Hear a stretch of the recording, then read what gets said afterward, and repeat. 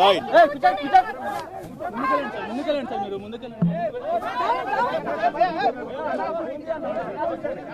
So ఎప్పటిలాగే ఈసారి కూడా నా ఓటు హక్కు మా కుటుంబంతో సహా అందరూ వినియోగించుకోవడం జరిగింది. ఇదే విధంగా ఇదే సమయంలో నేను ప్రతి ఒక్కరికి ఎప్పటిలాగానే మళ్ళీ మళ్ళీ విన్నవించుకుంటున్నాను. మీ ఓటు హక్కు వినియోగించుకోండి. ఓటు అనేది కేవలం హక్కు మాత్రమే కాదు, అది మన బాధ్యత. సో ఆ బాధ్యత అనేది దేశ రాష్ట్ర రూపురేఖలు మార్చివేస్తుంది. కాబట్టి సరైన నాయకులు వీళ్ళు మనకు న్యాయం చేస్తారు, మనకి సుపరిపాలన అందిస్తారు అన్న నమ్మకం ఉన్నటువంటి నాయకులకి మీ మద్దతు ఓటు ద్వారా తెలపండి. ఆ తర్వాత మన అభివృద్ధిని రావడానికి, అభివృద్ధి పథంలోకి మన దేశం కానివ్వండి రాష్ట్రం కానీ వెళ్ళటానికి మీరు దోహదపడిన వాళ్ళు అవుతారు. So please make use of your vote power. Thank you very much.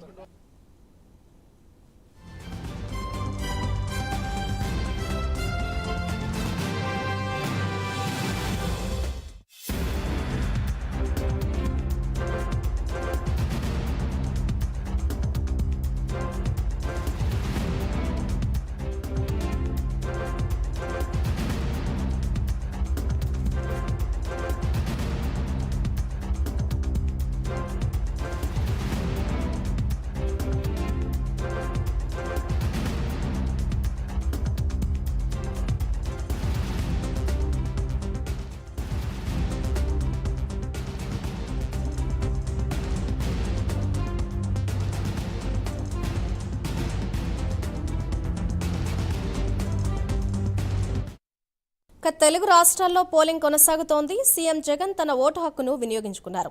పులివెందులలోని బాకరాపురంలో ఆయన ఓటు వేశారు. ఆయనతో పాటు భార్య భారతి, ఇతర కుటుంబ సభ్యులున్నారు.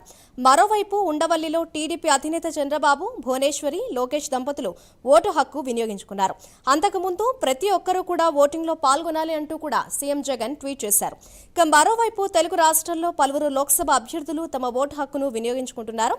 హైదరాబాద్ బీజేపీ ఎంపీ అభ్యర్థి మాధవీలత, విజయవాడ టీడీపీ ఎంపీ అభ్యర్థి కేసినేని చిన్ని, గుంటూరు టీడీపీ అభ్యర్థి పెమ్మసాని చంద్రశేఖర్, నెల్లూరు వైసీపీ అభ్యర్థి విజయసాయిరెడ్డి ఓటు వేశారు.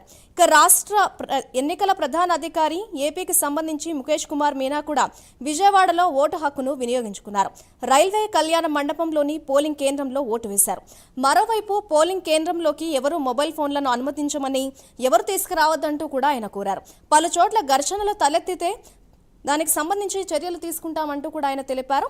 ఇక బీజేపీ ఎంపీ కిషన్ రెడ్డి, కాంగ్రెస్ నేతలు సీఈఓకు ఫిర్యాదు చేశారు. ఓటు వేసి ఆయన మోదీ పేరును ప్రస్తావించారంటూ కూడా ఫిర్యాదులో పేర్కొన్నట్లుగా తెలుస్తోంది. ఇక ఏపీ గవర్నర్ అబ్దుల్ నజీర్ కూడా తన ఓటు హక్కును వినియోగించుకున్నట్లుగా తెలుస్తోంది. విజయవాడలోని రైల్వే కళ్యాణ మండపంలో ఓటు వేశారు ఆయన. మరోవైపు మెగాస్టార్ చిరంజీవి తన ఓటు హక్కును వినియోగించుకున్నారు. భార్య సురేఖ, కూతురితో కలిసి హైదరాబాద్లోని జూబ్లీహిల్స్ క్లబ్లో ఓటు వేశారు. ఇక ఎంపీ అసదుద్దీన్ ఓవైసీ, నటులు నరేష్, సుమంత్, దర్శకులు తేజ, శేఖర్ గంగుల హైదరాబాద్లో తమ ఓటు హక్కును వినియోగించుకున్నారు.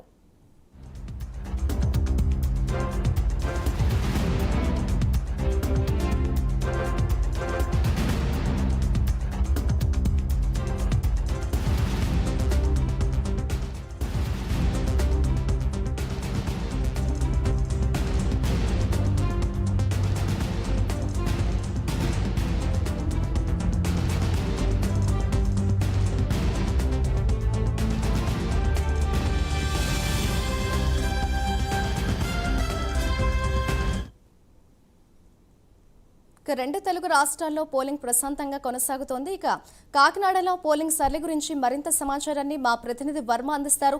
వర్మ, చెప్పండి, కాకినాడలో ఓవరాల్ గా పోలింగ్ సర్లే ఏ విధంగా జరుగుతోందని అనుకోవచ్చుంటారు?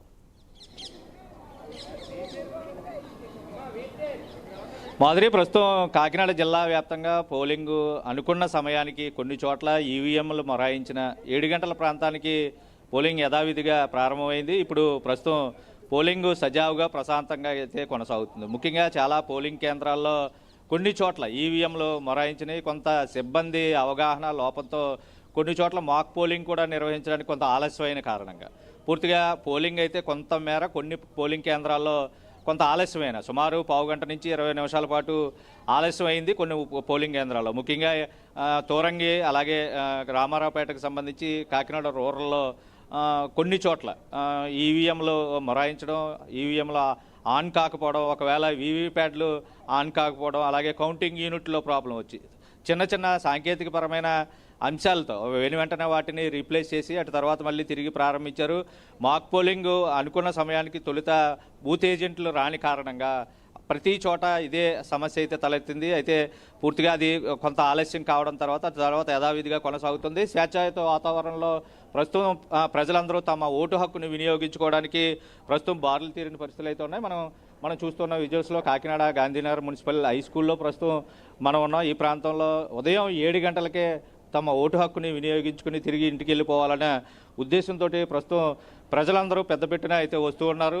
ముఖ్యంగా ఈ ప్రాంతానికి సంబంధించినంత వరకు అతిపెద్ద పోలింగ్ బూత్ అనేది దీన్ని చెప్పాలి. ముఖ్యంగా మనం విజువల్స్లో చూస్తున్నాం చాలా పోలింగ్ బూతులు. ఇది ఒక పోలింగ్ స్టేషన్కి సంబంధించి ఇక్కడ 8 పోలింగ్ బూతులు ప్రస్తుతం ఉన్నాయి. వీటిని అన్నింటినీ